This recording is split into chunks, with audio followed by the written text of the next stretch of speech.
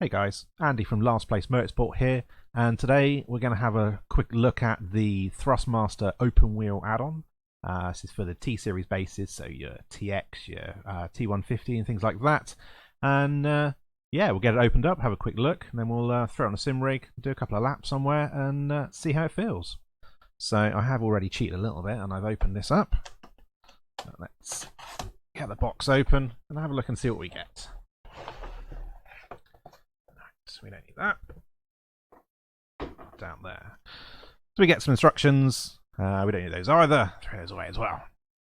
So it comes nicely packaged in this sort of egg crate. And then inside that, we've got the actual wheel. Get it out of this little bag. And there we go. So here it is in all its glory. The Thrustmaster Openwheel Add-on. Anyone who's used Thrustmaster wheels in the past will feel right at home. With the button layout, those 4 at the top, 2 at the bottom, that little rotary dial plus your D-pad. What I do like is the numbering on them. Anyone who uses a PC will get infuriated by setting or assigning a bind to a key, looking at it later on and going, which one was button 10? I can't remember. So just having the buttons numbered on here is a massive improvement, which I really like. Jumping around to the back, standard connection to your Thrustmaster base, and a couple of little paddles, quite short, but given how you're going to hold this wheel, I don't think will be too much of a problem. And a really positive click. Some of the other wheels I've used in the past from Thrustmaster feel, I don't know, a little sloppier, but these have got a real nice defined click. Got this little panel at the top that can be taken out. That allows you to put in the Bluetooth module. That'll give you gear indication and things like your shift lights, which is a nice little handy addition if you want another layer of immersion. Overall feel really nice. There's no flex to it, and the suede on the handles feels really good. Definitely a premium feeling wheel compared to some of the others. The Ferrari one that I looked at, that feels very plasticky, whereas it's actually it feels like something that you would have in a car.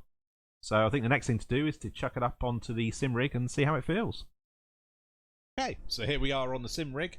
We've got our wheel ready. What we got to do is get it mounted and do a couple of laps. So let's see if this works. 1, 2. Well, seemed to work okay. Well, we're all fitted up, so let's hit the track.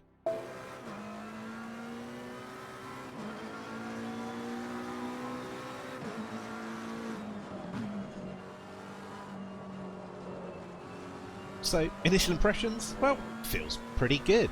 It's not a million miles away from the standard GT28 wheel I've been using every day. It's virtually the same size and the layout's identical. The build quality is excellent, but that's something we've come to expect from a brand like Thrustmaster. We've seen this kind of quality before with the Ferrari 599 Evo wheel and the new Sparco stuff. There are no rough edges, and the stitching on the grips doesn't have any uncomfortable feeling joins. The buttons have a very solid and tactile feel to them with no mushiness. There's definitely no second guessing whether you've pressed the button fully with that resounding click. It's a similar story with the bottom dial.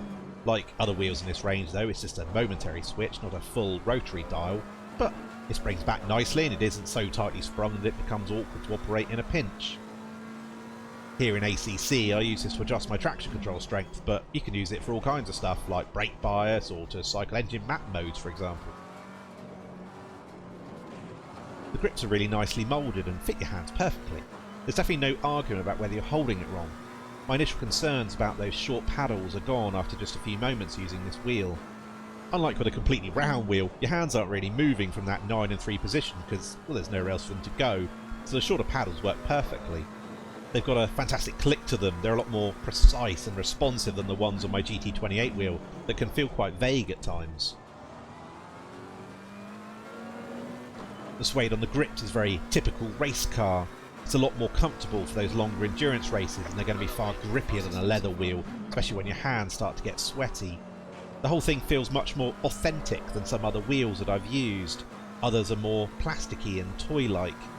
The suede surface will start to wear over time because the oil's in your skin, so if you don't have some gloves might be a worthy investment to keep everything feeling fresh. I think it's quite reasonably priced too. At just under 120 quid you get a whole lot of wheel for the money. While it might initially seem quite a lot, even the most basic of aftermarket wheels on eBay will set you back around that, and it's substantially cheaper than the Thrustmaster Ferrari F1 wheel, which, to be honest, I don't think is as nice. Obviously, adding the Bluetooth LED display to the top adds a fair chunk more to the overall cost, but you don't really need to add that on. It's a nice to have, not an essential. In the world of sim racing stuff, it's one of the cheapest upgrades I've seen. Granted, this is never going to compete with the high-end stuff from Fanatec and Cube Controls, but then it's not really trying to. They're 5 if not 10 times the price of this wheel, and have a plethora of extra features. This is squarely aiming at the enthusiast driver on a budget. Yeah, it'd be nice if we had a few extra buttons on it to assign some more functions to, but for the price, I can live with it. So I guess the £1,000,000 question is, who's this wheel really for? I mean, it's not going to shave seconds off your lap times, it's not going to put you at the top of the leaderboards or win you that championship, so really, what's the point? Well, I guess it's for the same reason that people buy bucket seats and wind machines and motion platforms. It's all about the experience, the immersion.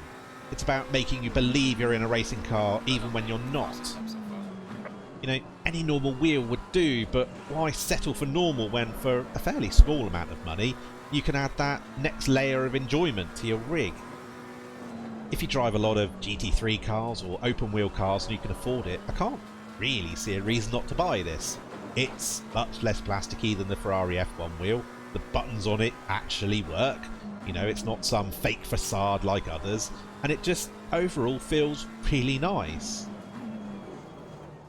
So if you've got a Thrustmaster base and you're looking for an upgrade to give you that next level of immersion, I can strongly recommend checking out this Openwheel add-on. I don't think you'll be disappointed.